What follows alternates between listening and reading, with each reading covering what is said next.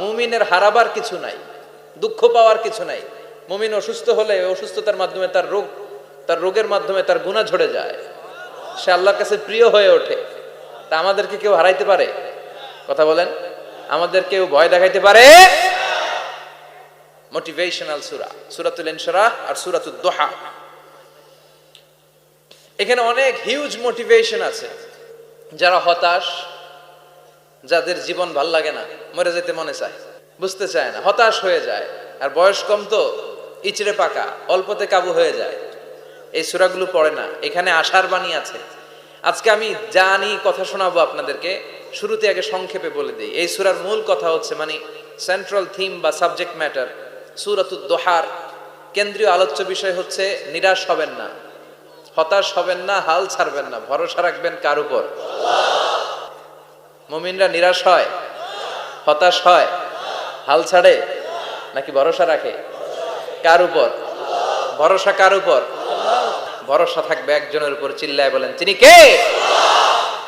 Never be sad, never lose hope. Every time you feel like you cannot go on, you feel so lost that you are so alone. Don't despair and never lose hope, 'cause Allah is always by your side. Insha'Allah, Insha'Allah, Insha'Allah, you'll find your way. Insha'Allah. কি সুন্দর nasheed! Never lose hope, you will find your way. তুমি তোমার পথ খুঁজে পাবে। আমাদেরকে পথ দেখায় কে? আল্লাহ। এজন্য সূরাতুদ দুহার কেন্দ্রীয় আলোচ্য বিষয় হচ্ছে হতাশ হওয়া যাবে না, নিরাশ হওয়া যাবে না, হাল ছাড়া যাবে না, ভরসা রাখতে হবে একজনের উপরে। চিৎকার করে বলেন, তিনি কে? আল্লাহ। হতাশ যারা, ফ্রাস্ট্রেটেড, আপসেট পিপল, তাদের জন্য, হতাশ ব্যক্তিদের জন্য এই সূরাটা একটা আলোকবর্তিকা, একটা আলোর মশাল। এই সূরাটা পড়লেই হতাশ ব্যক্তিরা মনে শান্তি পায়, আশা ফিরে পায়, দিক ফিরে পায়, ঠিক কিনা? বিষ্ণু ঈসা ইসলাম নিজেও হতাশ হয়ে গেলেন। কি রে, ওহি আসে না কেন? আমার কোনো ভুল হচ্ছে না তো? আমার কোনো অপরাধ হয়ে গেল না তো? আল্লাহ কি আমার উপর অসন্তুষ্ট হয়েছেন? আল্লাহ কি আসলেই আমারে ভুলে গেছেন? আল্লাহ কি আমাকে ত্যাগ করেছেন? তিনি কি আমার উপর রেগে আছেন? আমরাও মাঝে মাঝে এরকম হতাশ হয়ে পড়ি। এরকম হতাশ লোক আছে না নাই? কিরে, আমার দোয়া কবুল হয় না কেন? আল্লাহ আমার ডাকে সাড়া দেয় না কেন? আমার জীবনে এত দুঃখ কেন? আমার জীবনে তো ভালো কিছু হয় না, খালি সব কষ্ট আমার কেন? এরকম আছে না নাই? এরকম হতাশদের জন্য এই সূরাটা একটা আলোকবর্তিকা, মোটিভেশনাল সূরা। আলহামদুলিল্লাহ পড়েন। তোমরা দুনিয়ার জীবন নিয়ে পাগল পাড়া হয়ে থাকো, আল্লাহ বললেন দুনিয়ার জীবনের চাইতে আখিরাতের জীবন শ্রেষ্ঠ এবং স্থায়ী, ঠিক কি না? কার কথা? দুনিয়া স্থায়ী না আখিরাত স্থায়ী? দুনিয়া শ্রেষ্ঠ না আখিরাত শ্রেষ্ঠ? কিন্তু আমরা কোনটার পিছনে দৌড়াই? খালি দুনিয়া দুনিয়া। দুনিয়া কে মজা লে লো, দুনিয়া তোমারি হ্যায়। কিন্তু জান্নাত কে মজা লে লো, জান্নাত তোমারি হ্যায়, ওইটা কয় না? আছে না নাই? দুনিয়ার পেছনে পাগল হয়ে আমরা পড়ে থাকি। এই দুনিয়ার জীবনটা একটা মায়াজাল, এটা একটা মরিচিকা। এই মরিচিকা, এই ধোঁকা, এই লালসা আর এই মায়াজালের পেছনে আমরা ছুটছি। ছুটতে ছুটতে হুট করে একবার কবরের ভিতরে ঢুকতে হবে। কথা বলেন, তখন আমাদের টনক নড়বে। এজন্য দুনিয়া মুমিনদের জন্য শ্রেষ্ঠ আর স্থায়ী জায়গা নয়। মুমিনের আসল জায়গা হচ্ছে আখিরাত। মুমিনের শান্তি আর কল্যাণের জায়গা হচ্ছে আখিরাত। জান্নাত হচ্ছে মুমিনের শেষ ঠিকানা। চিৎকার করে বলেন, ঠিক কিনা? আমরা শুকরিয়া করতে চাই না, আমরা অভিযোগ করতে চাই। কি করি? অভিযোগ, কমপ্লেইন। আমার এটা নাই, ওইটা নাই, এই পাইলাম না, সেই পাইলাম না। এরকম আছে না নাই? আল্লাহর বিরুদ্ধে অভিযোগ। বিশ্বনবী বলেন, তোমার চেয়ে যে খারাপ অবস্থানে আছে তার দিকে তাকাও, অভিযোগ কমে যাবে। উনজুরু ইলা মান হুয়া আসফালা মিনকা, তোমার চেয়ে যে খারাপ অবস্থায় আছে একটু তাকাও না, একটু তাকাও, তোমার চারিপাশেই আছে। যে মুহূর্তে আমরা কথা শুনছি এই মুহূর্তে অনেকে হাসপাতালের বেডে শুয়ে শুয়ে চিৎকার করছে, মৃত্যুর প্রহর গুনছে। ক্যান্সার, দুরারোগ্য ব্যাধি, যার নাই কোনো অ্যান্সার। আমার বাড়ি নাই, আমি বাড়ি চাই, গাড়ি চাই, আরো টাকা চাই, আরো পয়সা চাই, আরো খ্যাতি চাই, আরো অনেক কিছু চাই।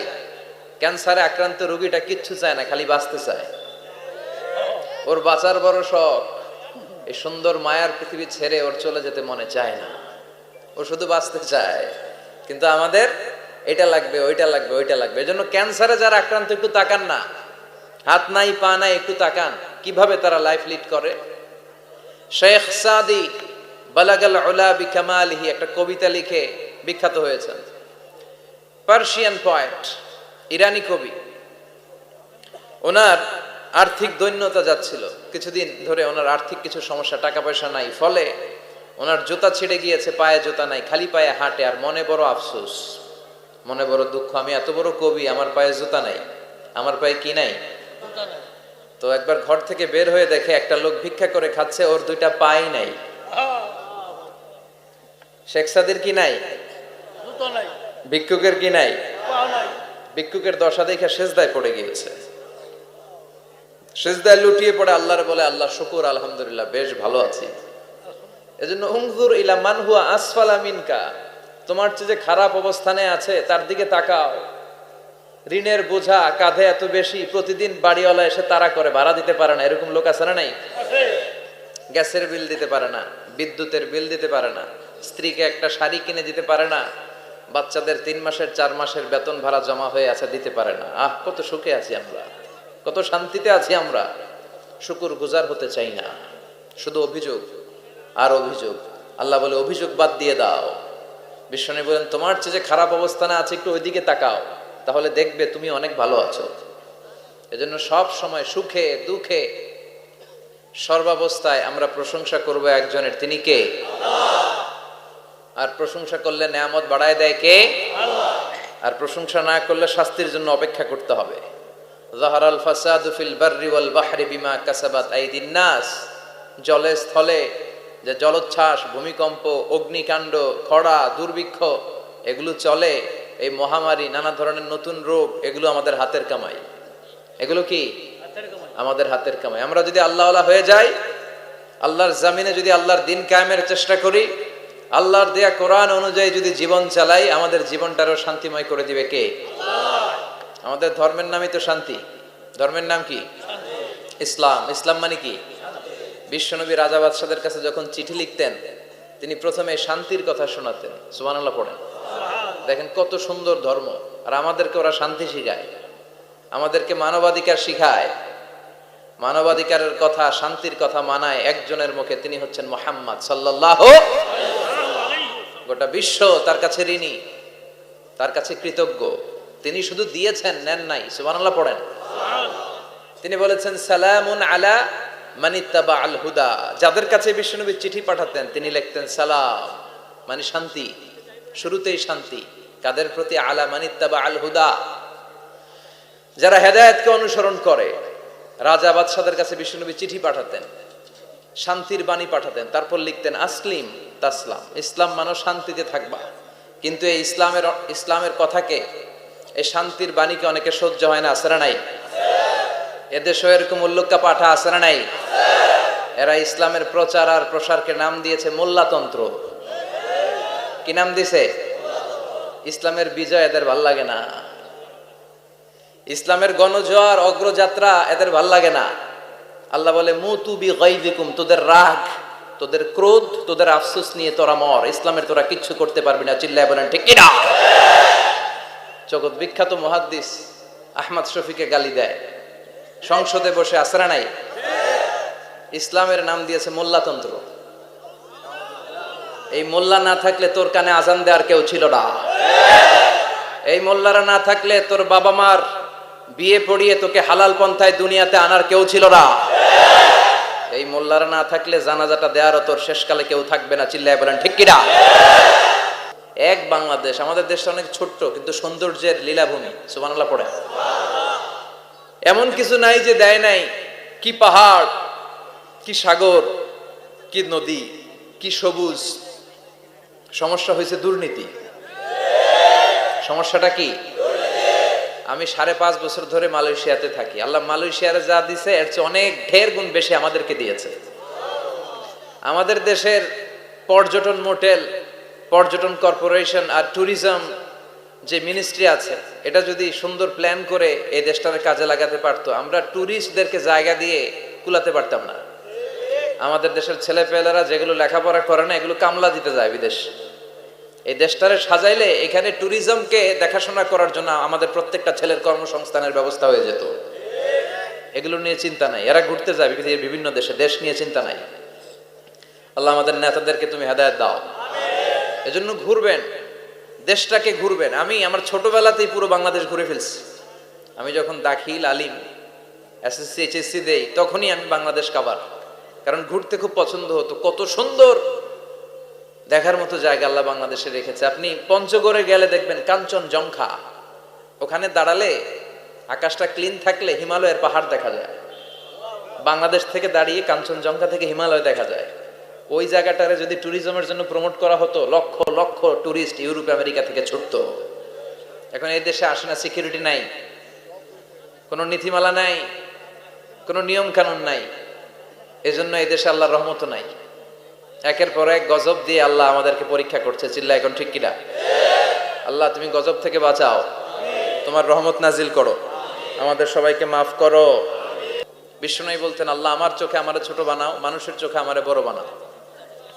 আর আল্লাহও চায় আপনি আপনারা ছোট করেন। আল্লাহর এটা দেখতে বড্ড ভালো লাগে যে আমার বান্দা ছোট হয়ে থাকতে চায়। মান তাওয়াদা তারাফা, যে নিচে নামতেছে আল্লাহ টাইনা উঠায়, আর যে উঠতেছে আল্লাহ থাপ্পড় মেরে নিচে নামায়। কথা কন? মুসা আলাইহিস সালাম, সহিহ বুখারীর বর্ণনা, বনি ইসরাইলের লোকদের মাঝে ওয়াজ করতেছিলেন, এরকম নসিহত করছিলেন। তো একজন দাঁড়িয়ে বলল, ইয়া নবী আল্লাহ মুসা, মান আ'লামুন নাসি ফিল আরদ, হে মুসা নবী, জানতে বড় মনে চায় বর্তমান পৃথিবীর সবচেয়ে বড় জ্ঞানী কে? মুসা আলাইহিস সালাম কয় আমি। মুসা আলাইহিস সালাম কি বললেন? আনা। আসলে কথাটা ঠিক। আল্লাহ যখন যে নবীকে পৃথিবীতে পাঠায়, তখন তাকে সবচাইতে বেশি জ্ঞান দিয়ে পাঠায়। সে হিসেবে ঠিকই উনি সবচেয়ে জ্ঞানী, কিন্তু উনি এইভাবে নিজেকে সবচেয়ে বড় জ্ঞানী বলে দিবে, এটা আল্লাহর পছন্দ হয় নাই। আল্লাহ চেয়েছিলেন মুসা আলাইহিস সালাম যেন বলে আল্লাহু আ'লাম, আল্লাহই জ্ঞানী। সুবহানাল্লাহ কইবেন না? কিন্তু তা না করে উনি কি করলেন?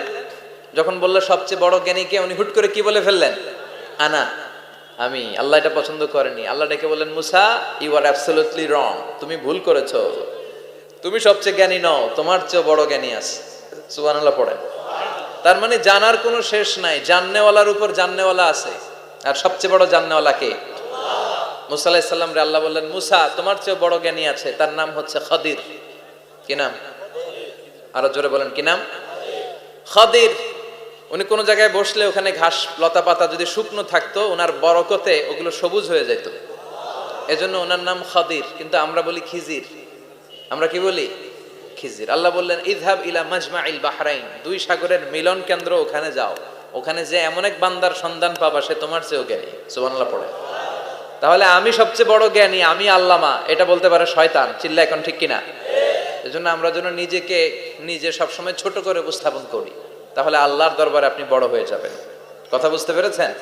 আল্লাহ আমাদের সবাইকে কথাগুলো বুঝার ও আমল করার তৌফিক দান করুক। আমরা পড়ি আমিন। কি হয়েছে ওইখানে? মানুষ জায়গা হয় না?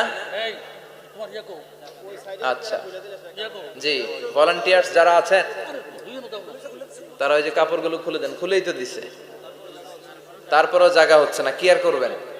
একটু কষ্ট করে শুনতে হবে। কষ্ট আছে যেখানে, সওয়াব আছে সেখানে। দাঁড়ায় শুনলে বেশি সওয়াব, তো ওনাদেরকে বেশি সওয়াব থেকে বঞ্চিত করবেন কেন? সওয়াব নেই ওনারা, আপনারা সওয়াব নেন, সওয়াব পাবেন ইনশাআল্লাহ। কষ্ট হচ্ছে না তো? এই মাহফিলে একবারে বসে যেতে হয়, টানা হিচড়া আমি করি না। টানা হিচড়া করলে ক্যামেরাওয়ালারা উল্টায় পড়বে, এই ক্যামেরাম্যানরা, তারপর একটা বিশৃঙ্খলা সৃষ্টি হবে। এজন্য টানা হিচড়ার দরকার নেই। যে যেখানে আছেন থাকেন। আবহাওয়াটা খুব সুন্দর আবহাওয়া, গরমও না ঠান্ডাও না। কি বলেন? আলহামদুলিল্লাহ পড়ি। কোনো আওয়াজ হবে না আশেপাশে। এই যে আপনি লাগবে না, থাকেন ওইভাবেই থাকেন। যে যেখানে আছি ওইভাবে থাকি, কোনো আওয়াজ হবে না। আমার সময় খুব কম, একটু পরেই আমাদের প্রধান মুফাসসির চলে আসবে। উনি আসার আগ পর্যন্ত কিছু কথা আমরা শোনার চেষ্টা করি, শিখার চেষ্টা করি। আমরা শিখতে এসেছি, শিখতেই হবে, আপনাকে পড়তেই হবে। কোরআনের প্রথম কথা হচ্ছে পড়ো আর নিজের জীবন গড়ো। ঠিক কি না? পড়তেই হবে আপনাকে, না পড়ে উপায় নাই, যখন যে অবস্থায় থাকবেন পড়বেন। জীবনে আমি জীবনে আমার কিছু মটো আছে, লক্ষ্য, এটাকে খেয়াল করে আমি চলি। বিষয়টা হচ্ছে এরকম যে আমি কখনো হারি না, আমি হয় জিতি নয় শিখি, এরকম একটা অ্যাটিটিউড রাখবেন যে শিখতে আমাকে হবেই, কিন্তু হেরে যাব না আমরা। চিল্লায় বলেন ঠিক কিনা? এবং শিখাটাই আপনাকে মুক্তি দিতে পারে। এজন্যই কোরআনের প্রথম কথা আল্লাহ শিখার ব্যাপারে উদ্বুদ্ধ করেছেন। আল্লাহ বলেছেন, ইকরা বিসমি রাব্বিকাল্লাযী খালাক, read in the name of your lord who has created, পড়ো তোমার প্রভুর নামে যিনি তোমায় শিখিয়েছেন। এজন্য পড়তে হবে, জানতে হবে। আসেন আমরা সরাসরি মহাবিশ্বয় মহাগ্রন্থ আল কোরআন থেকে শুনি।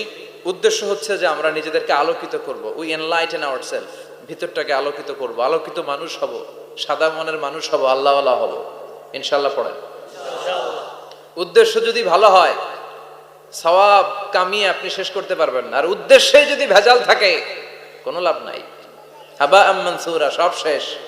এগুলারে উঠাইলে, মিজানের পাল্লায় উঠালে কোনো ধরনের ওজন হবে না। আজকের এই তাফসির মাহফিলে আমরা এসেছি শিখার জন্য, আর একজনকে খুশি করার জন্য। তিনি কে? আল্লাহ তুমি কবুল করো। আমি আপনাদের খেদমতে সূরাতু আদ-দুহা তেলাওয়াত করেছি। এই সূরাটা মুখস্থ আছে না অনেকের? কমন একটা সূরা, প্রায় আমরা সালাতে পড়ি, মক্তবেই তো এগুলো শিখে ফেলছি, ঠিক কিনা? তো এই যে সূরাটা খুব বেশি পড়া হয়, খুব বেশি শোনা হয়, আসলে এই সূরায় আল্লাহ কি শিক্ষা কর্মসূচি আমাদেরকে দিলেন জানার দরকার আছে না নাই? আসেন আজকের এই চমৎকার রজনীতে আমরা সূরাতুদ দুহার আলোকে কিছু কথা শুনি। এটা কোরআনের 30তম পারায় অবস্থিত একটা সূরা। কততম পারা? এটা মাক্কি সূরা। একটু আওয়াজ করে বলবেন, কি সূরা? মাক্কি সূরা। এই সূরার আয়াত সংখ্যা 11টি। কয়টি? 11টি। এটা কোরআনের একটা মোটিভেশনাল সূরা। কি সূরা?